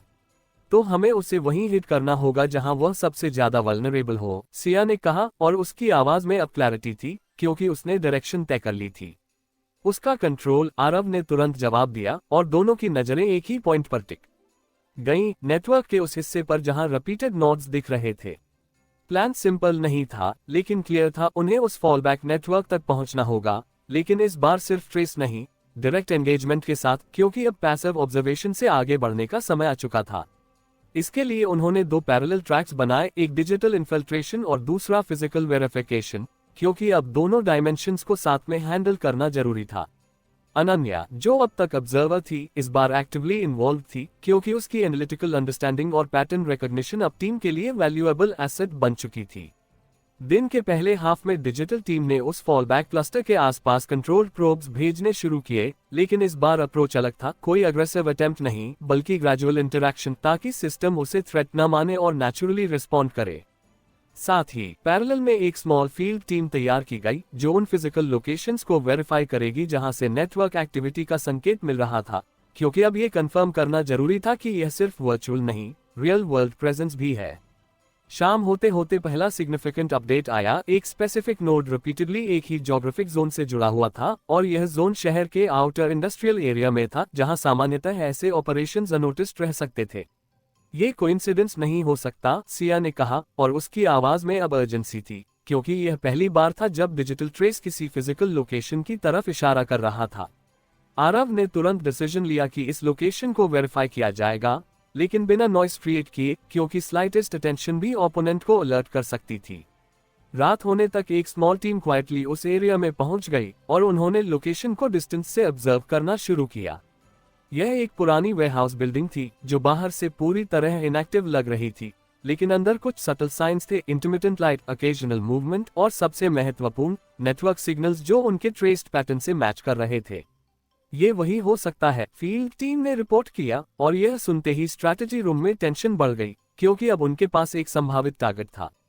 सिया ने तुरंत कहा कि डायरेक्ट एंट्री अभी ऑप्शन नहीं है, क्योंकि उन्हें पहले कंफर्म करना होगा कि यह प्राइमरी नोड है या सिर्फ एक रिले पॉइंट, और यही सबसे महत्वपूर्ण डिस्टिंक्शन था। अगर यह सिर्फ रिले है तो डायरेक्ट एक्शन उन्हें सिर्फ एक लेयर तक ही ले जाएगा और ओपोनेंट फिर से डिसअपीयर हो जाएगा।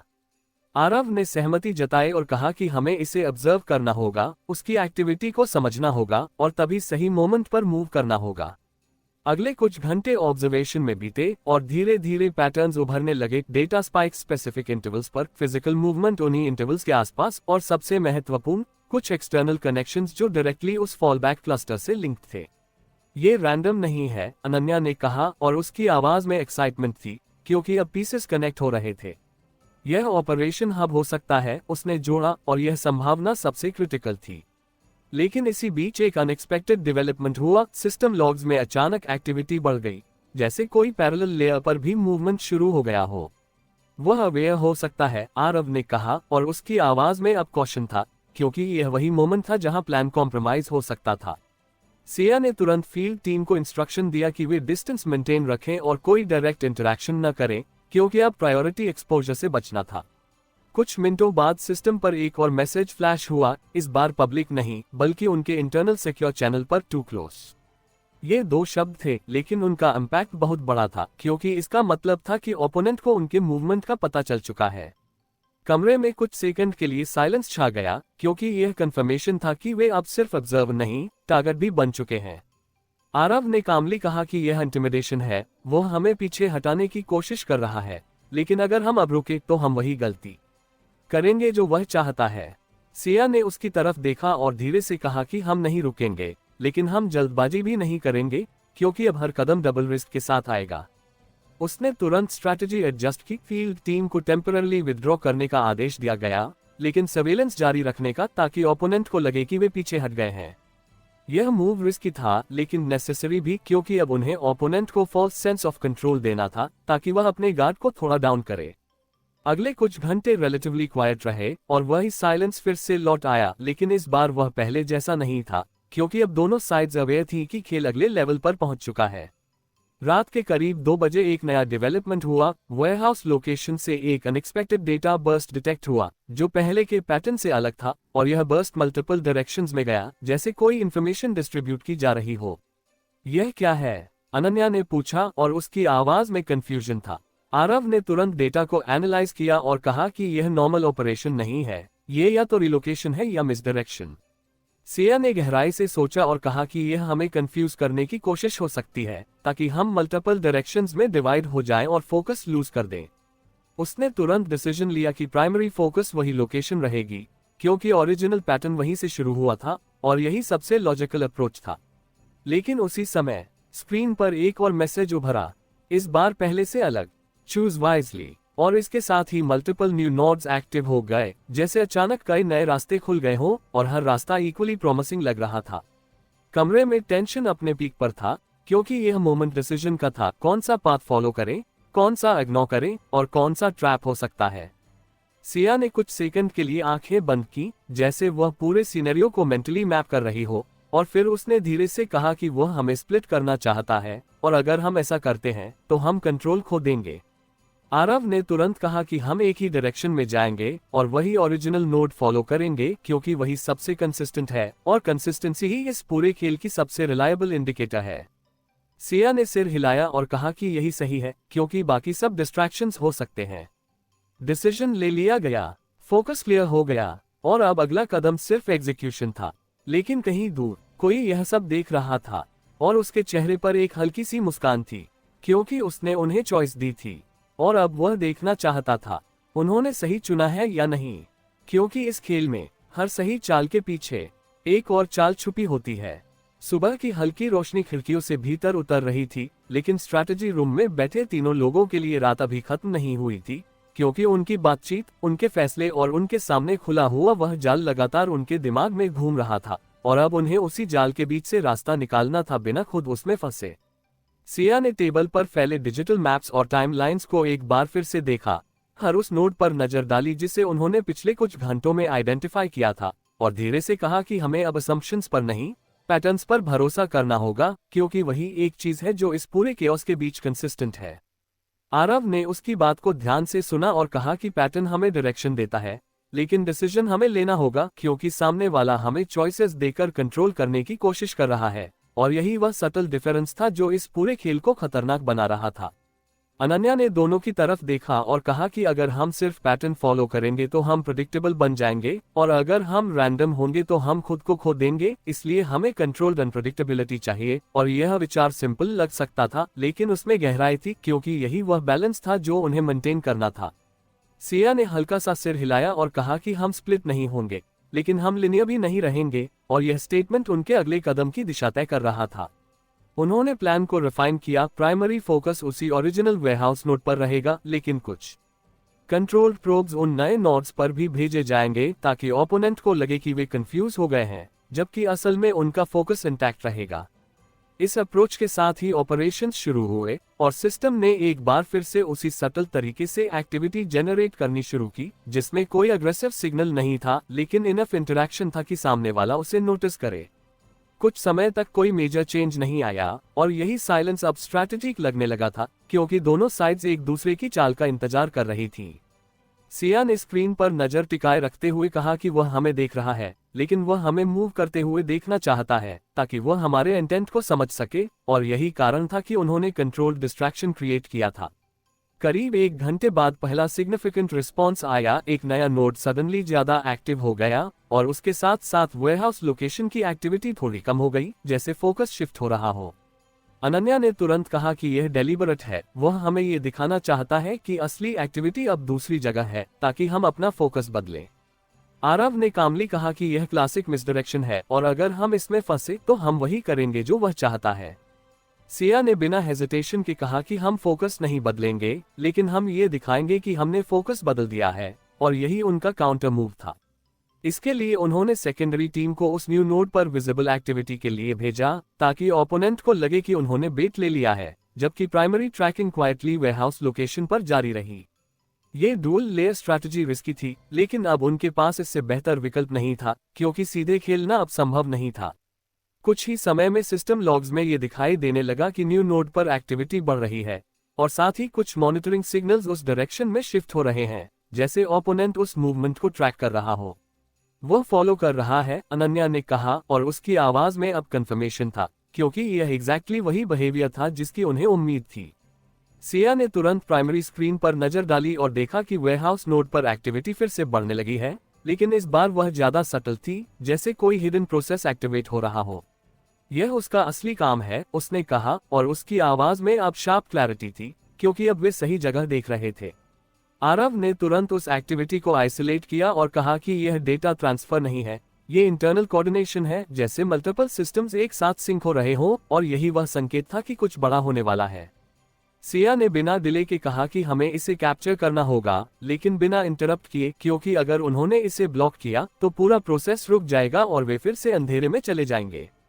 कुछ मिनटों तक वे उस प्रोसेस को साइलेंटली ऑब्जर्व करते रहे और धीरे धीरे एक पैटर्न उभरने लगा, स्पेसिफिक इंटरवल्स पर सिग्नल्स, रिपीटेड सीक्वेंसेस और सबसे महत्वपूर्ण, एक सेंट्रल ट्रिगर जो बाकी सबको कंट्रोल कर रहा था। ये कमांड नोड है, आरव ने कहा, और उसकी आवाज में एक्साइटमेंट था, क्योंकि यह वही चीज थी जिसकी उन्हें तलाश थी, कंट्रोल पॉइंट। लेकिन जैसे ही उन्होंने उस नोड को थोड़ा और एनालाइज करने की कोशिश की, अचानक सिस्टम में एक शार्प फ्लक्चुएशन आया और कुछ सिग्नल्स अब्रप्टली बंद हो गए, जैसे किसी ने प्रोसेस को हाफवे स्टॉप कर दिया हो। वह अवेयर हो गया है, सिया ने कहा, और उसकी आवाज में फ्रस्ट्रेशन और अर्जेंसी दोनों थे, क्योंकि यह वही मोमेंट था जब चीजें स्लिप हो सकती थी। इसी बीच स्क्रीन पर एक नया मैसेज उभरा, प्रेडिक्टेबल। यह एक शब्द था, लेकिन उसका असर गहरा था, क्योंकि इसका मतलब था कि ओपोनेंट ने उनकी स्ट्रैटेजी को समझ लिया है, या कम से कम उसे अंदाजा हो गया है। कमरे में कुछ सेकंड के लिए साइलेंस छा गया, क्योंकि यह एक डायरेक्ट चैलेंज था। आरव ने धीरे से कहा कि वह हमें प्रोवोक कर रहा है, ताकि हम इंपल्सिव मूव करें, और यही वह ट्रैप है जिससे हमें बचना है।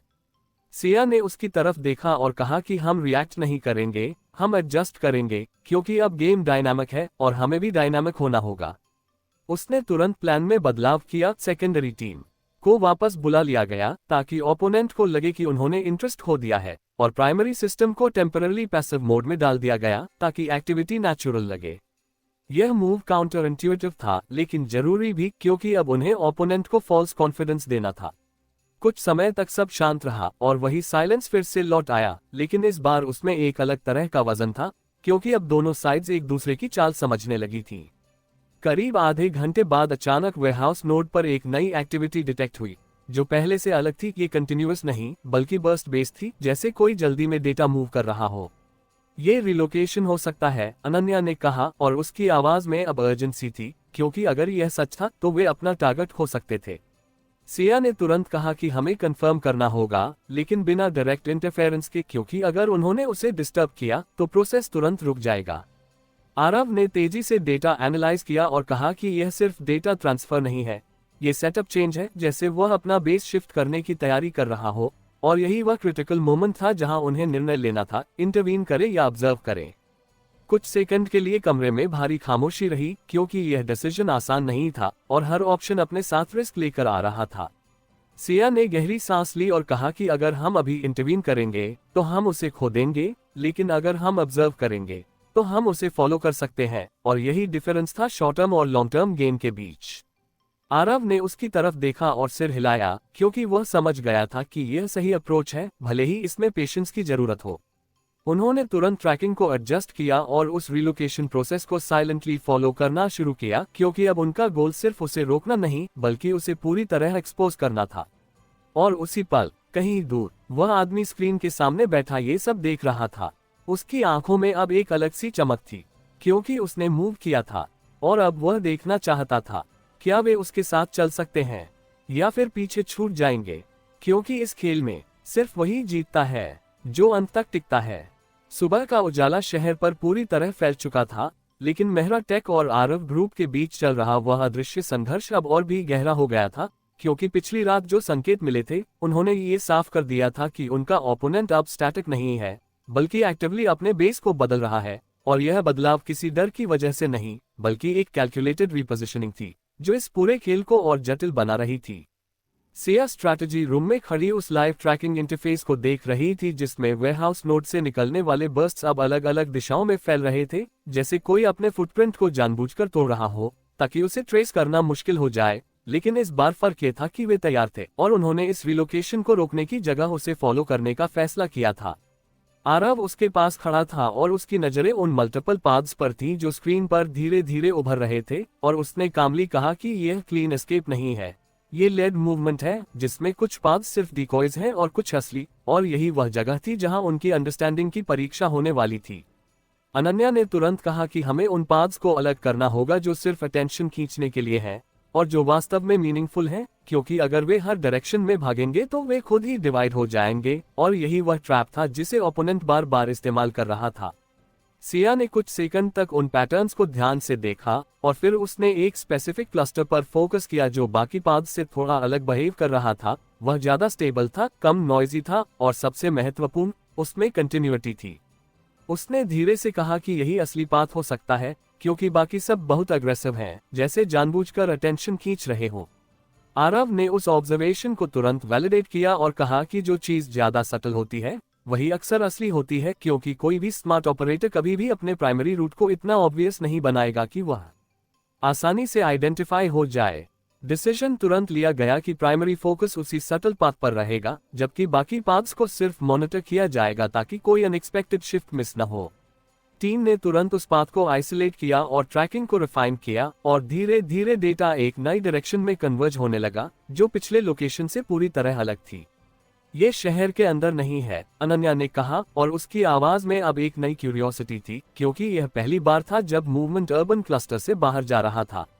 आरव ने तुरंत उस पाथ को जियो मैप किया और कहा कि यह आउटस्कर्ट्स की तरफ जा रहा है, जहां मॉनिटरिंग कम होती है और ऑपरेशंस डिस्क्रीट रह सकते हैं, और यही वह जगह थी जहां उनका ओपोनेंट शायद खुद को ज्यादा सेफ महसूस करता होगा। सिया ने बिना डिले के कहा कि हमें वहां पहुंचना होगा, लेकिन सीधे नहीं, क्योंकि अगर उन्होंने डायरेक्ट मूवमेंट किया तो वह तुरंत अलर्ट हो जाएगा और यह पूरी कोशिश बेकार हो जाएगी। उन्होंने तुरंत एक लेयर्ड अप्रोच तैयार की। डिजिटल ट्रैकिंग जारी रहेगी, लेकिन फिजिकल वेरिफिकेशन इनडायरेक्ट तरीके से होगा, मल्टीपल एंट्री पॉइंट्स के साथ, ताकि कोई सिंगल मूवमेंट सस्पिशियस न लगे। कुछ ही समय में फील्ड टीम्स डिस्क्रीटली एक्टिवेट हो गईं, और उन्होंने उस डायरेक्शन में मूवमेंट शुरू किया, लेकिन पूरी सावधानी के साथ, क्योंकि अब स्टेक्स पहले से ज्यादा ऊंचे थे। इस बीच सिस्टम लॉग्स में सटल चेंजेस आते रहे, और हर चेंज उस पाथ को थोड़ा और क्लियर करता गया, लेकिन साथ ही यह भी दिखा रहा था कि ओपोनेंट भी स्टैटिक नहीं है। वह लगातार अपने रूट्स एडजस्ट कर रहा है, जैसे उसे पता हो कि उसे फॉलो किया जा रहा है, लेकिन वह पूरी तरह शो नहीं है। वह अनशो है, सिया ने कहा, और उसकी आवाज में अब कॉन्फिडेंस था, क्योंकि यह अनसर्टेनिटी उनके लिए एडवांटेज थी। करीब 1 घंटे बाद फील्ड टीम से पहला विजुअल अपडेट आया, एक रिमोट फैसिलिटी जो बाहर से एक साधारण स्टोरेज यूनिट लग रही थी, लेकिन उसके आसपास अनयूजुअल एक्टिविटी थी, रिस्ट्रिक्टेड एक्सेस, कंट्रोल्ड एंट्री, और सबसे महत्वपूर्ण, सिग्नल इंटरफेरेंस जो सामान्य नहीं था। ये वही हो सकता है, आरव ने कहा, और उसकी आवाज में अब सर्टेनिटी बढ़ रही थी, क्योंकि डिजिटल ट्रेस और फिजिकल साइंस दोनों मैच कर रहे थे। लेकिन इसी बीच सिस्टम पर एक नया अनोमली डिटेक्ट हुआ, एक सडन स्पाइक जो उस पाथ से अनरिलेटेड था। अनन्या ने तुरंत कहा कि यह डिस्ट्रैक्शन हो सकता है, क्योंकि टाइमिंग परफेक्ट थी। जैसे ही वे करीब आ रहे थे, एक नया सिग्नल उन्हें कंफ्यूज करने के लिए आया। सिया ने तुरंत उस स्पाइक को इग्नोर करने का निर्देश दिया और कहा कि फोकस वही रहेगा, क्योंकि अब डिविएशन सबसे बड़ा खतरा है।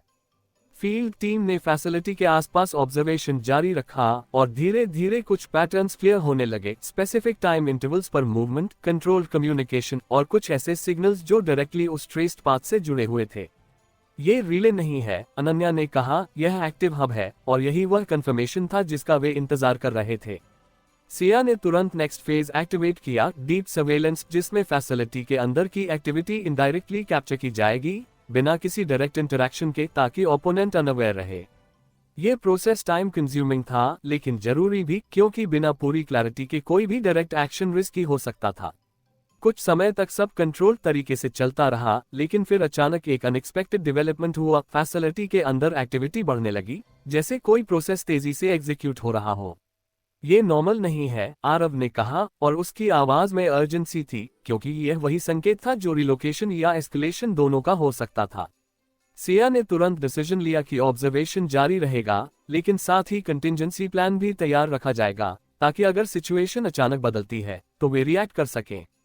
कुछ मिनटों तक एक्टिविटी बढ़ती रही, और फिर अचानक सिस्टम पर एक नया मैसेज उभरा।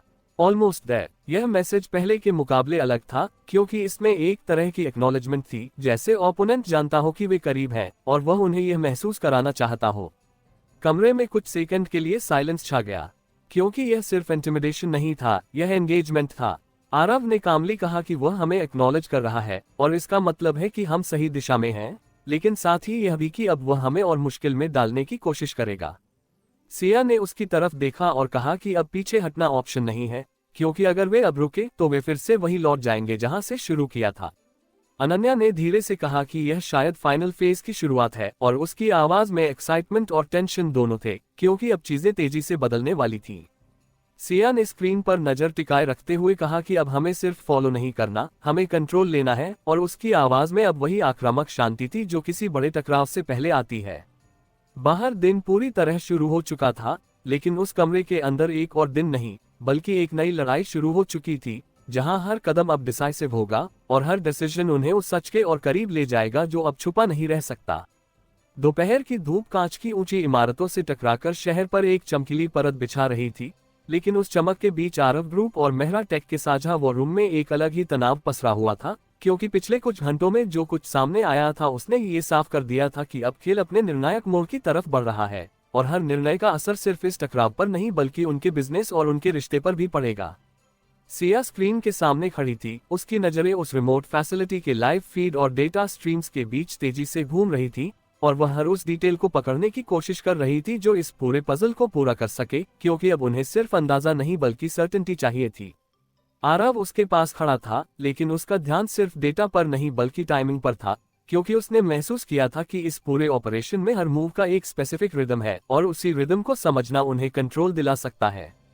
अनन्या ने पीछे से धीरे से कहा कि फैसिलिटी के अंदर एक्टिविटी लगातार बढ़ रही है और फील्ड टीम के अनुसार कुछ इक्विपमेंट शिफ्ट किए जा रहे हैं, जैसे कोई प्रोसेस फाइनलाइज हो रहा हो। सिया ने तुरंत उस इंफॉर्मेशन को कनेक्ट किया और कहा कि यह रिलोकेशन नहीं, एग्जीक्यूशन हो सकता है, क्योंकि रिलोकेशन में रैंडमनेस होती है लेकिन यहाँ पैटर्न कंसिस्टेंट है। आरव ने उसकी बात को ध्यान से सुना और कहा कि अगर यह एग्जीक्यूशन है तो हमें ये समझना होगा कि वह क्या एक्टिवेट करने वाला है, क्योंकि बिना ये जाने कि उसका एंड गोल क्या है कोई भी एक्शन अधूरा रहेगा। कुछ सेकंड की खामोशी के बाद सिया ने धीरे से कहा कि उसका गोल हमेशा कंट्रोल रहा है, नैरेटिव का, परसेप्शन का और सिस्टम्स का, तो अगर वह इस स्टेज पर कुछ एग्जीक्यूट कर रहा है तो वह कुछ ऐसा होगा जो एक साथ मल्टीपल फ्रंट्स को अफेक्ट करे। ये रियलाइजेशन सिंपल नहीं था, क्योंकि इसका मतलब था कि जो भी आने वाला है वह आइसोलेटेड नहीं होगा बल्कि एक कोऑर्डिनेटेड स्ट्राइक होगी, और यही वह चीज थी जिसे उन्हें रोकना था। आरव ने तुरंत टीम को निर्देश दिया कि सभी सिस्टम्स को हाई अलर्ट पर रखा जाए, लेकिन बिना कोई विजिबल चेंज किए, ताकि ओपोनेंट को यह न लगे कि वे तैयार हैं, क्योंकि सरप्राइज ही उनका सबसे बड़ा वेपन था। इसी बीच सिस्टम लॉग्स में एक नया पैटर्न उभरा। फैसिलिटी से एक सेंट्रल कमांड सिग्नल बार बार रिपीट हो रहा था, जैसे कोई ट्रिगर कंडीशन चेक की जा रही हो। ये काउंटडाउन हो सकता है, अनन्या ने कहा, और उसकी आवाज में अब अर्जेंसी थी, क्योंकि यह संकेत था कि कुछ इमिनेंट है। सिया ने तुरंत उस पैटर्न को आइसोलेट करने का निर्देश दिया और खुद स्क्रीन के करीब जाकर हर डिटेल को पढ़ने लगी, क्योंकि अब एक भी सेकंड की देरी महंगी पड़ सकती थी। कुछ ही मिनटों में ये साफ हो गया कि यह रैंडम सिग्नल नहीं है, बल्कि एक स्ट्रक्चर्ड सीक्वेंस है जिसमें हर स्टेप के बाद एक वैलिडेशन हो रही है, जैसे कोई system multiple checkpoints cross कर रहा हो। यह मल्टी लेयर एक्टिवेशन है, आरव ने कहा, और उसकी आवाज में अब सीरियसनेस थी, क्योंकि यह साधारण अटैक नहीं था। इसी दौरान स्क्रीन पर एक नया मैसेज उभरा, वॉच क्लोजली। ये शब्द सिंपल थे, लेकिन उनका मतलब गहरा था, क्योंकि यह सिर्फ सूचना नहीं बल्कि इन्विटेशन था। जैसे ओपोनेंट चाहता हो कि वे देखें, समझे और शायद डरे भी। कमरे में एक पल के लिए सन्नाटा छा गया, क्योंकि यह पहली बार था जब उसने इतनी खुलकर एंगेज किया था। सिया ने मैसेज को बिना जवाब दिए नजरअंदाज किया और तुरंत कहा कि हमें उस एक्टिवेशन को डिसरप्ट करना होगा, लेकिन बिना सिस्टम को पूरी तरह कोलैप्स किए, क्योंकि अगर उन्होंने सीधे अटैक किया तो वह बैकअप एक्टिवेट कर देगा और फिर सब कुछ फिर से शुरू हो जाएगा। आरव ने सहमति जताई और कहा कि हमें उस सेंट्रल कमांड को आइसोलेट करना होगा, क्योंकि वही कंट्रोल पॉइंट है और अगर हम उसे रोक सके तो पूरा सीक्वेंस रुक सकता है। टीम ने तुरंत उस कमांड नोड को टारगेट करना शुरू किया, लेकिन यह आसान नहीं था, क्योंकि वह मल्टीपल लेयर्स के पीछे छुपा हुआ था और हर लेयर एक अलग चैलेंज थी। कुछ सेकंड के लिए ऐसा लगा कि वे उसे पकड़ नहीं पाएंगे, लेकिन फिर अचानक एक छोटा सा गैप दिखा, एक मोमेंटरी डिले जो शायद सिस्टम सिंक्रोनाइजेशन के दौरान आया था। यही मौका है, सिया ने तुरंत कहा और उसकी आवाज में अब अर्जेंसी पीक पर थी। आरव ने बिना डिले के उस गैप को एक्सप्लॉइट किया और सिस्टम में एक कंट्रोल्ड इंटरफेरेंस इंजेक्ट किया जो इतना सटल था कि उसे तुरंत डिटेक्ट न किया जा सके, लेकिन इनफ था कि सीक्वेंस डिस्टर्ब हो जाए। कुछ सेकंड तक कुछ नहीं हुआ, फिर अचानक स्क्रीन पर चल रहा पैटर्न हल्का सा शिफ्ट हुआ, जैसे किसी ने रिदम को तोड़ दिया हो। ये काम कर रहा है, अनन्या ने कहा और उसकी आवाज में रिलीफ था, लेकिन वह पूरी तरह कॉन्फिडेंट नहीं थी क्योंकि यह सिर्फ शुरुआत थी। लेकिन अगले ही पल सिस्टम ने रिएक्ट किया और एक नया लेयर एक्टिवेट हो गया। बैकअप, आरव ने कहा और उसकी आवाज में अब टेंशन था क्योंकि यही वह चीज थी जिसका उन्हें डर था। सिया ने तुरंत कहा कि हमें इसे पूरी तरह रोकना होगा, पार्शियल डिसरप्शन से काम नहीं चलेगा, और उसकी आवाज में अब कोई हेजिटेशन नहीं था क्योंकि अब ये क्लियर था कि यह एक ऑल और नथिंग सिचुएशन है। कुछ सेकंड के लिए रूम में केओस जैसा माहौल था, हर स्क्रीन पर डेटा तेजी से बदल रहा था और हर व्यक्ति अपनी पूरी क्षमता से काम कर रहा था क्योंकि अब हर सेकंड क्रिटिकल था। इसी बीच फैसिलिटी से फील्ड टीम का अपडेट आया कि अंदर एक्टिविटी अचानक बढ़ गई है, जैसे कोई इमरजेंसी प्रोटोकॉल एक्टिवेट हो गया हो। वह अवेयर है, अनन्या ने कहा और उसकी आवाज में अब डर नहीं बल्कि क्लैरिटी थी क्योंकि अब यह एक्सपेक्टेड था। सिया ने तुरंत कहा कि हमें इसे फिनिश करना होगा क्योंकि अब पीछे हटने का कोई मतलब नहीं है, और उसकी आंखों में वही दृढ़ता थी जो किसी निर्णायक क्षण में दिखाई देती है। आरव ने एक फाइनल कमांड तैयार किया जो सीधे उस सेंट्रल नोड को टारगेट करेगा, लेकिन यह रिस्की था क्योंकि अगर यह फेल हुआ तो सिस्टम पूरी तरह रीसेट हो सकता था और वे फिर से शुरुआत पर आ जाएंगे। उसने सिया की तरफ देखा जैसे कंफर्मेशन चाहता हो, और सिया ने बिना एक पल गनवाए सिर हिला दिया क्योंकि अब यह निर्णय लिया जा चुका था। कमांड एग्जीक्यूट हुआ। कुछ सेकंड के लिए सब कुछ फ्रीज जैसा हो गया, फिर अचानक स्क्रीन पर चल रहा पूरा सीक्वेंस रुक गया। साइलेंस। कुछ सेकंड तक कोई कुछ नहीं बोला क्योंकि यह मोमेंट अनरियल लग रहा था, जैसे अचानक तूफान के बीच शांति आ गई हो। फिर सिस्टम ने एक सिंपल मैसेज दिखाया, इंटरप्टेड। यह एक शब्द था, लेकिन इसका मतलब बहुत बड़ा था क्योंकि इसका मतलब था कि उन्होंने उसे रोक दिया है, कम से कम अभी के लिए। लेकिन उसी समय एक और मैसेज उभरा, इम्प्रेसिव, और इसके साथ ही सभी स्क्रीन्स एक एक करके ब्लैक होने लगी। Connection drop, tracking lost. Room में फिर से साइलेंस छा गया, लेकिन इस बार यह साइलेंस अलग था क्योंकि इसमें जीत और अनसर्टेनिटी दोनों थे। सिया ने धीरे से कहा कि हमने उसे रोका है लेकिन खत्म नहीं किया, और उसकी आवाज में अब काम डिटर्मिनेशन था क्योंकि वह जानती थी कि यह अंत नहीं बल्कि एक नया फेज है। आरव ने उसकी तरफ देखा और कहा कि अब वह छुपेगा नहीं क्योंकि हमने उसे फोर्स कर दिया है, और यही इस पूरे स्ट्रगल का सबसे बड़ा आउटकम था। बाहर शहर अपनी रफ्तार से चल रहा था, लेकिन उस कमरे के अंदर जो कुछ हुआ था उसने इस खेल को एक नए स्तर पर पहुंचा दिया था, जहां अब हर चाल पहले से ज्यादा खतरनाक और निर्णायक होगी। और अब ये सिर्फ डिफेंस या सर्वाइवल की लड़ाई नहीं रही, ये कंट्रोल की लड़ाई बन चुकी थी। तो दोस्तों, यह था आज का एपिसोड। आशा करता हूँ कि आपको हमारी कहानी पसंद आई होगी। यदि आपको हमारी यह कहानी अच्छी लग रही है और आप आगे के नए एपिसोड सुनना चाहते हैं तो हमारे चैनल को सब्सक्राइब करें और बेल आइकन दबाकर ऑल विकल्प पर क्लिक करें ताकि आपको हमारे नए अपलोड किए गए एपिसोड की नोटिफिकेशन मिलती रहे। इस वीडियो को लाइक करना न भूलें और इसे अपने परिवार और दोस्तों के साथ जरूर शेयर करें। धन्यवाद।